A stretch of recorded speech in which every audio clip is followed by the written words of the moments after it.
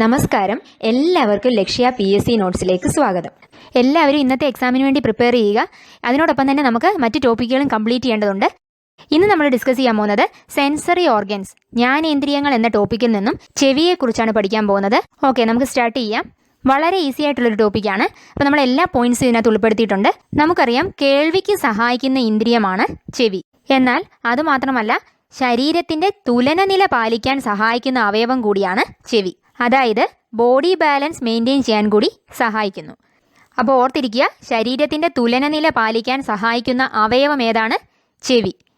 എന്നാൽ ശരീരത്തിന്റെ തുലനനില പാലിക്കാൻ സഹായിക്കുന്ന തലച്ചോറിലെ ഭാഗം എന്നാണ് ചോദ്യമെങ്കിൽ ഇതിന്റെ ഉത്തരം സെറിബലമാണ്. തിരിഞ്ഞു പോകരുത്, ശരീരത്തിന്റെ തുലനനില പാലിക്കാൻ സഹായിക്കുന്ന അവയവം ചെവിയാണ്. എന്നാൽ ശരീരത്തിന്റെ തുലനനില പാലിക്കാൻ സഹായിക്കുന്ന തലച്ചോറിലെ ഭാഗം എന്നാണ് ചോദ്യമെങ്കിൽ സെറിബലമാണ് ഉത്തരം. അപ്പോൾ ചെവിയുടെ ധർമ്മങ്ങൾ ഏതൊക്കെയാണ്? കേൾവിക്ക് സഹായിക്കുന്ന ഇന്ദ്രിയം ഹിയറിംഗ്, അതേപോലെ ശരീരത്തിന്റെ തുലനനില പാലിക്കാൻ സഹായിക്കുന്ന അവയവം ചെവിയാണ്. അതുകൊണ്ട് തന്നെ ചെവി ഒരു പേരിൽ അറിയപ്പെടുന്നു, സ്റ്റാറ്റോ അക്യൂസ്റ്റിക് ഓർഗൻ. എന്താണ് സ്റ്റാറ്റോ അക്യൂസ്റ്റിക് ഓർഗൻ എന്നറിയപ്പെടുന്നത്? ഏതവയവമാണ്? ചെവിയാണ്. ഇനി നമുക്ക് ചെവിയുടെ 3 പ്രധാന ഭാഗങ്ങൾ ഏതൊക്കെയാണെന്ന് നോക്കാം. ഒന്നാമതായി ബാഹ്യകർണം, അതായത് എക്സ്റ്റേണൽ ഇയർ. രണ്ടാമത് മധ്യകർണം, മിഡിൽ ഇയർ. മൂന്നാമതായി ആന്തരകർണം, ഇന്റേണൽ അല്ലെങ്കിൽ ഇന്നർ ഇയർ. ഇവിടെ നിങ്ങൾക്ക് ചിത്രത്തിൽ കാണാൻ സാധിക്കും ബാഹ്യകർണം, അതേപോലെ മധ്യകർണം, ആന്തരകർണം. ഇവയാണ് 3 പ്രധാന ഭാഗങ്ങൾ, ചെവിയുടെ 3 പ്രധാന ഭാഗങ്ങൾ. ഇനി നമുക്ക് ഇവയെക്കുറിച്ച് വിശദമായി പഠിക്കാം. ഒന്നാമതായി ബാഹ്യകർണം. ബാഹ്യകർണത്തിന്റെ ഭാഗങ്ങൾ ഏതൊക്കെയാണ്? ഒന്നാമതായി ചെവിക്കുട അല്ലെങ്കിൽ ഇയർ പിന്ന. രണ്ടാമതായി കർണനാളം, ശ്രവണനാളം എന്നും അറിയപ്പെടുന്നു, ഇംഗ്ലീഷിൽ ഓഡിറ്ററി കനാൽ. മൂന്നാമതായി കർണപടം, ഇയർ ഡ്രം അല്ലെങ്കിൽ ടിംബാനം എന്നും അറിയപ്പെടുന്നു. അപ്പോൾ ഏതൊക്കെയാണ് ബാഹ്യകർണത്തിന്റെ ഭാഗങ്ങൾ? ഇവിടെ നിങ്ങൾക്ക് കാണാൻ സാധിക്കും ചെവിക്കുട, അതേപോലെ കർണനാളം, പിന്നെയുള്ളത് കർണപടം. ഇതിൽ ചെവിക്കുട അല്ലെങ്കിൽ ഇയർ പിന്ന എന്നതിന്റെ ഫംഗ്ഷൻ എന്താണ്? അന്തരീക്ഷത്തിലൂടെ വരുന്ന ശബ്ദ തരംഗങ്ങളെ കർണനാളത്തിലേക്ക് നയിക്കുന്ന ചെവിയുടെ ഭാഗമാണ് ചെവിക്കുട. അതായത് അന്തരീക്ഷത്തിലൂടെ വരുന്ന സൗണ്ട് വേവ്സിനെ എവിടേക്ക് കൊണ്ടുപോകുന്നു? കർണനാളത്തിലേക്ക് കൊണ്ടുപോകുന്നു. ഇതാണ് ചെവിക്കുട അല്ലെങ്കിൽ ഇയർ പിന്ന ചെയ്യുന്നത്. ഇനി കർണനാളം എന്താണ് ചെയ്യുന്നത്? ശബ്ദ തരംഗങ്ങളെ കർണപടത്തിലേക്ക് നയിക്കുന്ന ചെവിയുടെ ഭാഗമാണ് കർണനാളം. ഈ കർണനാളത്തിന്റെ നീളം എത്രയാണ്? 2.5 സെന്റിമീറ്റർ ആണ് കർണനാളത്തിന്റെ നീളം. ഇനി വളരെ പ്രധാനപ്പെട്ട ഒരു പോയിന്റ് ആണ്, ഓർത്തു വെക്കുക. ചെവിക്കുള്ളിലെ സവിശേഷ ഗ്രന്ഥികളായ മെഴുക് ഗ്രന്ഥികൾ കാണപ്പെടുന്നത് എവിടെയാണ്? ഇതിന്റെ ഉത്തരം കർണനാളം. അതായത് നമുക്കറിയാം, അന്യവസ്തുക്കൾ പുറമേ നിന്ന് ചെവിക്കുള്ളിൽ കയറാൻ സാധ്യതയുണ്ട്. അപ്പോൾ ഇതിനെ തടഞ്ഞു നിർത്തുന്നത് ഈ മെഴുക് ഗ്രന്ഥികളാണ്. ഇതിന്റെ മറ്റൊരു പേരാണ് സെറുമിനസ് ഗ്ലാൻഡ്. ഓർത്തിരിക്കുക, മെഴുക് ഗ്രന്ഥികളുടെ പേരെന്താണ്? സെറുമിനസ് ഗ്ലാൻഡ്. ഇങ്ങനെയുള്ള മെഴുകിന്റെ പേരാണ് സെറുമെൻ. നമ്മൾ ചെവിക്കായം എന്നൊക്കെ പറയുന്നത് ഇതിനെയാണ്. ഇനി മൂന്നാമത്തെ പ്രധാനപ്പെട്ട ഭാഗമാണ് കർണപടം, ഇയർ ഡ്രം എന്ന് പറയുന്നത്.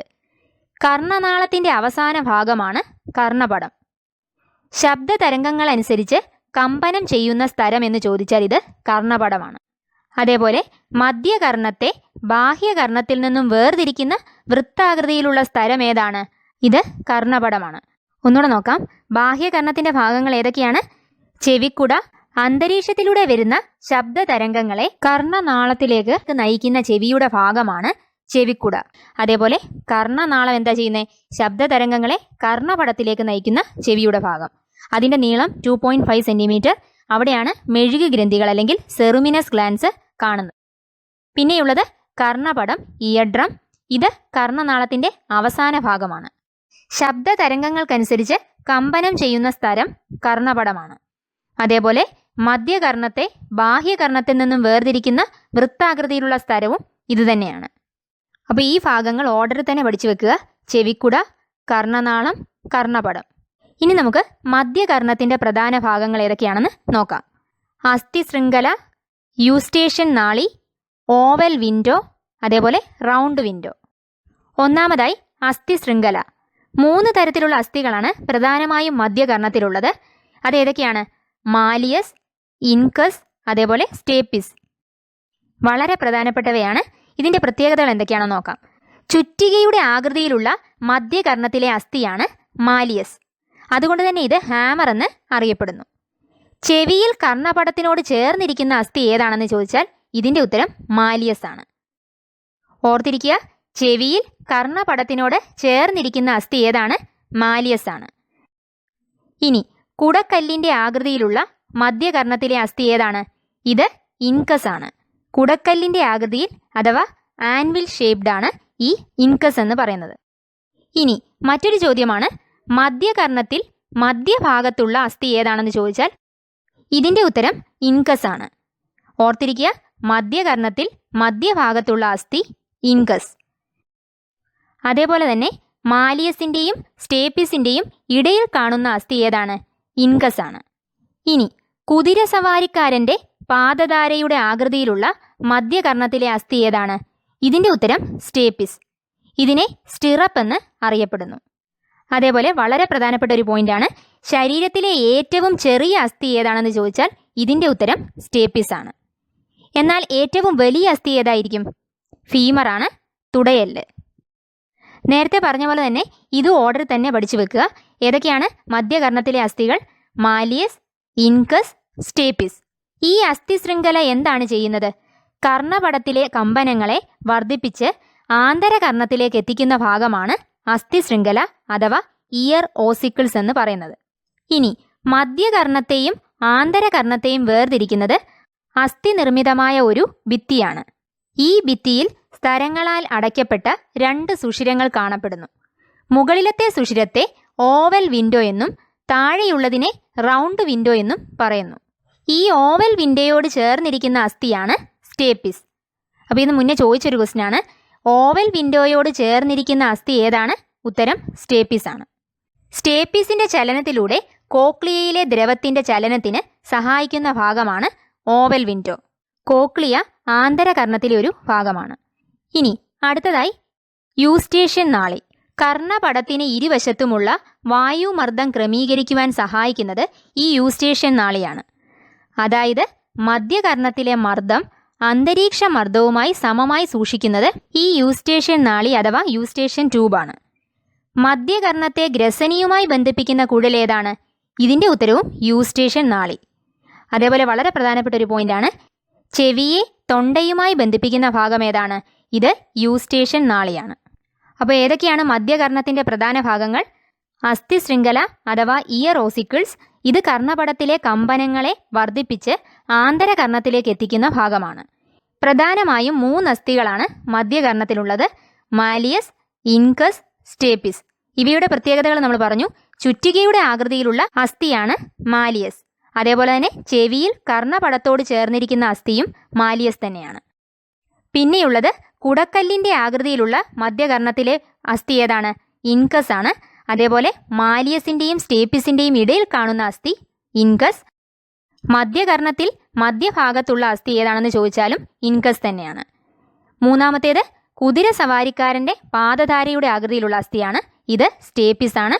സ്റ്റിറപ്പ് എന്നും പറയുന്നു. ശരീരത്തിലെ ഏറ്റവും ചെറിയ അസ്ഥിയാണ് സ്റ്റേപ്പിസ്. പിന്നെ നമ്മൾ പറഞ്ഞു, സ്റ്റേപ്പിസിൻ്റെ ചലനത്തിലൂടെ കോക്ലിയയിലെ ദ്രവത്തിൻ്റെ ചലനത്തിന് സഹായിക്കുന്ന ഭാഗം ഏതാണ്? Oval window. ഓവൽ വിൻഡോയോട് ചേർന്നിരിക്കുന്ന അസ്ഥി സ്റ്റേപ്പിസ് ആണ്. പിന്നെ നമ്മൾ പഠിച്ചത് യൂസ്റ്റേഷ്യൻ നാളി. ഇത് കർണപടത്തിന് ഇരുവശത്തുമുള്ള വായുമർദ്ദം ക്രമീകരിക്കുവാൻ സഹായിക്കുന്ന നാളിയാണ്. അതേപോലെ മധ്യകർണത്തെ ഗ്രസനിയുമായി ബന്ധിപ്പിക്കുന്നു. അതേപോലെ ചെവി, തൊണ്ട എന്നിവയുമായി ബന്ധിപ്പിക്കുന്നത് യൂസ്റ്റേഷ്യൻ നാളിയാണ്. ഇനി നമുക്ക് ആന്തരകർണത്തെക്കുറിച്ച് പഠിക്കാം. തലയോട്ടിയിലെ അസ്ഥി നിർമ്മിതമായ അറയ്ക്കുള്ളിൽ സ്ഥിതി ചെയ്യുന്ന ഭാഗമാണ് ആന്തരകർണം. ആന്തരകർണത്തിൻ്റെ മുഖ്യ ഭാഗങ്ങൾ ഏതൊക്കെയാണ്? കോക്ലിയ, വെസ്റ്റിബ്യൂൾ, അതേപോലെ അർദ്ധവൃത്താകാര കുഴലുകൾ. ഇതിൽ ശ്രവണത്തിന് സഹായിക്കുന്ന ചെവിയിലെ ഭാഗമാണ് കോക്ലിയ. അതേപോലെ ശബ്ദഗ്രാഹികൾ സ്ഥിതി ചെയ്യുന്ന ഭാഗം കോക്ലിയയാണ്. അതേപോലെ കോക്ലിയയിലെ അറകളുടെ എണ്ണം എത്രയാണ്? ഉത്തരം 3. ഒച്ചിൻ്റെ ആകൃതിയിൽ കാണപ്പെടുന്ന ഒരു ഭാഗമാണ് കോക്ലിയ. അതേപോലെ കോക്ലിയയുടെ ഉള്ളിൽ നിറഞ്ഞിരിക്കുന്ന ദ്രാവകമാണ് എൻഡോലിംഫ് എന്ന് പറയുന്നത്. അസ്ഥി അറയ്ക്കുള്ളിലെ സ്തരനിർമ്മിത അറകളിൽ നിറഞ്ഞിരിക്കുന്ന ഒരു ദ്രാവകം എന്ന് ചോദിച്ചാലും എൻഡോലിംഫ് തന്നെയാണ് ഉത്തരം. എന്നാൽ കോക്ലിയയുടെ വെളിയിൽ നിറഞ്ഞിരിക്കുന്ന ദ്രാവകം ഏതാണ്? ഇത് പെരിലിംഫാണ്.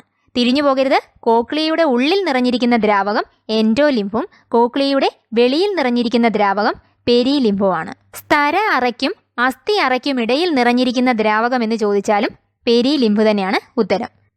അതായത് ആന്തരകർണത്തിൽ നിറഞ്ഞിരിക്കുന്ന ദ്രാവകങ്ങൾ ഏതൊക്കെയാണ്? എൻഡോലിംഫും പെരിലിംഫും.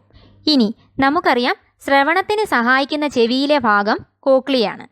എന്നാൽ ചെവിയിലെ കോക്ലിയയിലെ ശ്രവണ കേന്ദ്രം എന്നറിയപ്പെടുന്നത് ഏതാണ്? ഇതിൻ്റെ ഉത്തരം ഓർഗൻ ഓഫ് കോർട്ടിയാണ്.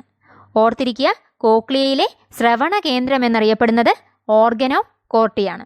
അതേപോലെ കോക്ലിയയിലെ ദ്രവത്തിൻ്റെ ചലനത്തിന് സഹായിക്കുന്ന ഭാഗം ഏതാണ്? ഇത് റൗണ്ട് വിൻഡോ ആണ്.